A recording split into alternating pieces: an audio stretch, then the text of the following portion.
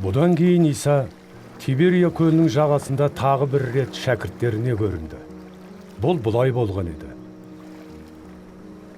Шимон Петр, сыңарлас Тома, Галилеядағы Қана қаласынан шыққан Натанаил, Зебедейдің ұлдары және Исаның тағы басқа екі шәкірті бәрі бірге болды. Сонда Петр серіктеріне: Мен балық аулауға бара жатырмын, деді. Біз де барайық. Деді олар. Содан барлығы сыртқа шығып, қайыққа мінді. Алайда сол түн олар түк те ұстай алған жоқ. Таң сәріде Иса жағада тұрды. Бірақ шәкірттері оның сол екенін білмеді. Иса оларға: Жігіттер, балықтарың бар ма? деп үн қатты. Олар: Жоқ. деп жауап берді. Ауды қайықтың оң жағынан салыңдар, сонда біразын ұстайсыңдар. деді Иса. Олар ауын тастаған соң түскен балықтың көптігінен оны тартып шығара алмады.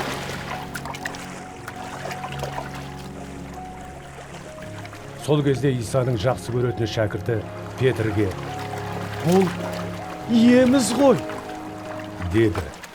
Бұл иеміз ғой дегенді естігенде сырт киімсіз жүрген Шимон Петр көйлегін буып алып суға секірді.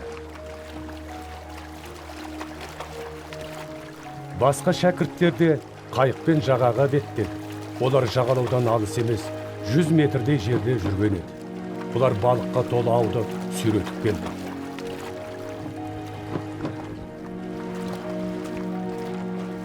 Жағалауға шыққан олар күйген ағашпен жағылған отты, оның үстіндегі балық пен нанды көрді. Иса оларға: Қазір ұстаған балықтарыңнан әкеліңдер. деді. Петр суға түсіп, үлкен балыққа толы ауды жағалауға сүйреп шығарды. 153 балық бар екен. Балық сонша көп болса да, ау жыртылмапты.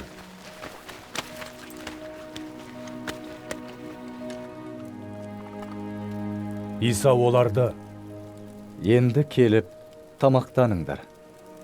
деп шақырды. Шәкірттердің ешқайсысының кімсіз деп сұрауға батылы бармады. Себебі олар оның иеміз екенін білді. Иса келіп, нан алып, бұларға үлестіріп, балықтан да берді. Бұл Исаның өлімнен қайта тірілгеннен кейінгі 3-ші рет шәкірттеріне көрінуі еді. Олар тамақтанып алғаннан кейін Иса Шимон Петрден: Жохан ұлы Шимон, сен мені мыналарға қарағанда көбірек сүйесің бе? деп сұрады. иә ием, сізді жақсы көретінімді білесіз ғой. Тоқты қозыларымды бақ. Иса екінші рет: Жохан ұлы Шимон, сен мені сүйесің бе? деп сұрады. иә ием, сізді жақсы көретінімді білесіз ғой. Иса оған: Қойларымды бағып жүр. деп тапсырды. Иса 3-ші рет: Жохан ұлы Шимон, сен мені жақсы көресің бе? деп сұрады. Иса: сен мені жақсы көресің бе деп 3-ші рет сұрағандықтан Петр мұңайып: Ием, сіз бәрін де білесіз. Сізді жақсы көретінімді де білесіз. деді. Иса оған: Қойларыма қарап жүр. Саған өте маңызды шындықты айтам. Жас кезіңде сен беліңді өзің байлап, қалаған жағыңа бардың.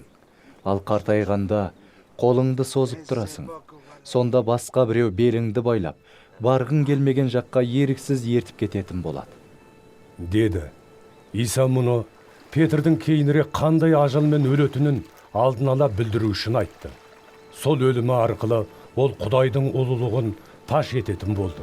Иса осыдан кейін оған: Мен жүріп өткен жолмен жүр. деп тапсырды. Петр артына бұрылып, Исаның жақсы көретін шәкіртінің ілесіп келе жатқанын көрді.